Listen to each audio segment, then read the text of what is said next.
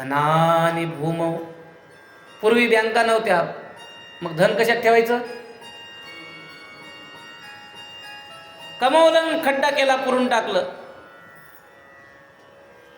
मरून गेला. धन कुठं राहिलं? भूमौ.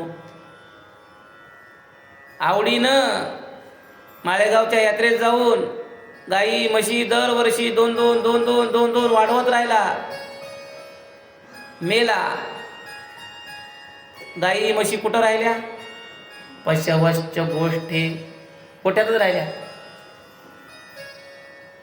जिच्यासोबत 7 फेरे घेतले, धर्मेच अर्थेच कामेच नातीचरामी म्हणून जी प्रार्थना केली, जिला अर्धांगिनीचं स्वरूप दिलं, ती कुठपर्यंत आली मेल्यावर? भार्या ग्रहद्वारी, घराच्या दारापर्यंत.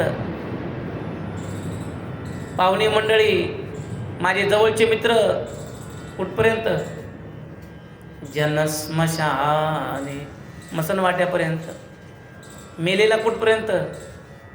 लाकडावर चितेवर टाकेपर्यंत. चिताती लाकडावर टाकेपर्यंत.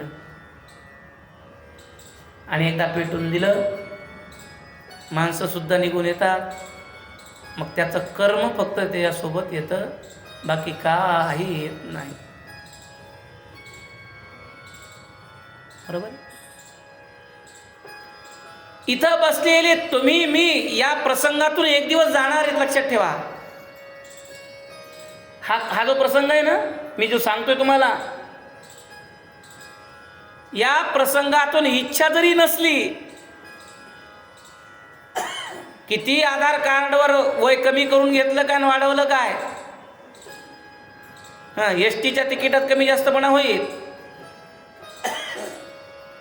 पण आधार कार्डवरचं वय वाढवून आणि कमी करून मृत्यूला मात्र टाळता येणार नाही. मग भ्यायचंय काय? कशाला भ्यायचं? आमच्या अग्रवाल काकूंचं काल एक वाक्य ऐकलं, माझ्या डोळ्यात पाणी आलं. तुम्ही होते काल. म्हणले, महाराज देवाला एवढी माझ्यासाठी प्रार्थना करा की माझ्यासमोर देव असावा आणि माझा जीव जावा. म्हणलं, मला पहिल्यांदा तुम्ही असे भेटले असं म्हणणाऱ्या, नाही तर आम्हाला माणसं भेटला की पहिल्यांदा हेच विचारतात, महाराज वरचा मजला बांधू का, पायऱ्या कोणीकडून काढू, झाडं कुठून लावून आंब्याचं झाड ठेवू का? ज्याची मृत्यूची भीती गेलेली असती त्याला अशा पद्धतीचे प्रश्न पडत असतात. ज्यानं मरणाला मारलेलं असतं, मरणाची भीती निघून ज्यांची गेली,